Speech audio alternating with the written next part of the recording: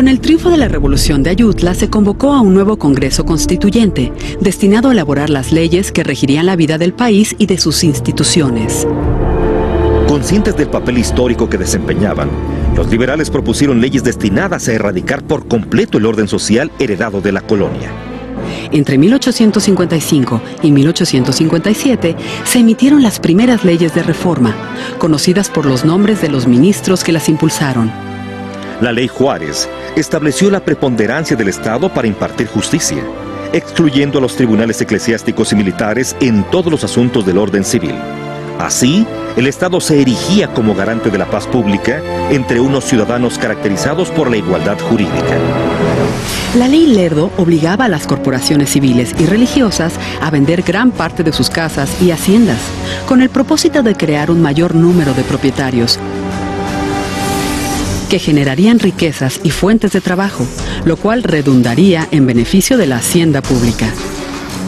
La Ley Iglesias estableció el carácter gratuito de los servicios religiosos para los pobres, evitando con ello su mortificación y endeudamiento al pagar por la celebración de bautizos, bodas y funerales.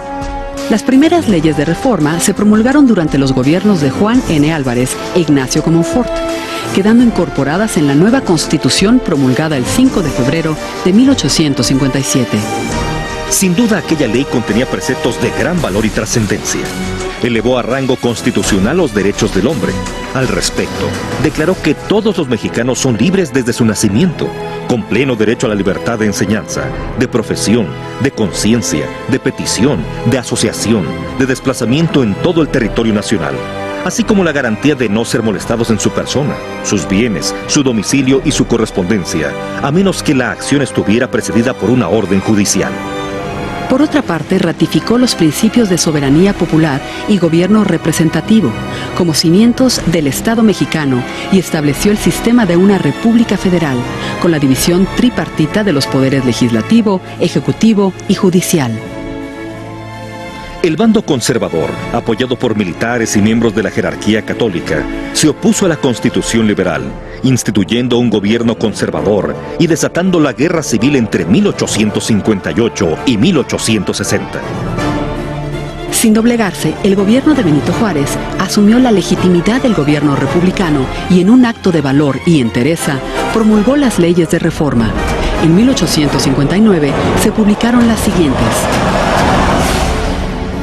la Ley de Nacionalización de Bienes Eclesiásticos, con el propósito de financiar la guerra e incrementar el número de propietarios y contribuyentes.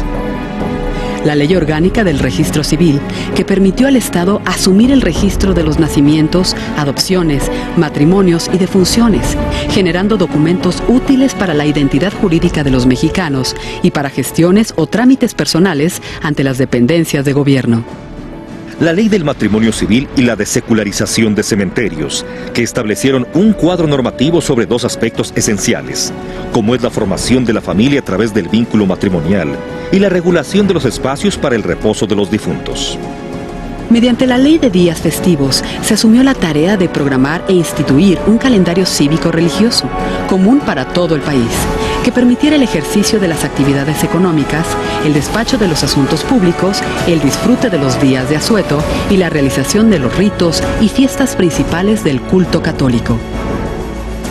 En 1860 se decretó la Ley de Libertad de Cultos, que facilitó el camino para la tolerancia de las confesiones religiosas, con la única limitante del respeto a las creencias de los demás, así como la preservación de la moral y de la paz pública.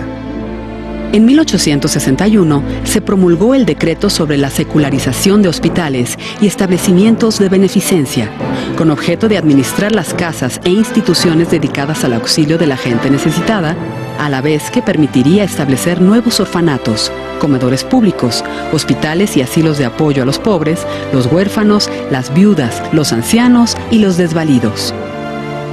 Finalmente, en 1863, se decretó la supresión de las comunidades religiosas, toda vez que el pensamiento liberal partía de la preeminencia de los derechos naturales e inalienables del individuo. Durante la presidencia de Sebastián Lerdo de Tejada, se incorporaron a la Constitución las leyes de reforma, por una ley emitida el 25 de septiembre de 1873. Se consolidaba así la separación entre la Iglesia y el Estado. Para nuestro país, las leyes de reforma representaron el intento más decidido de los liberales para instituir una sociedad regulada por el Estado de Derecho.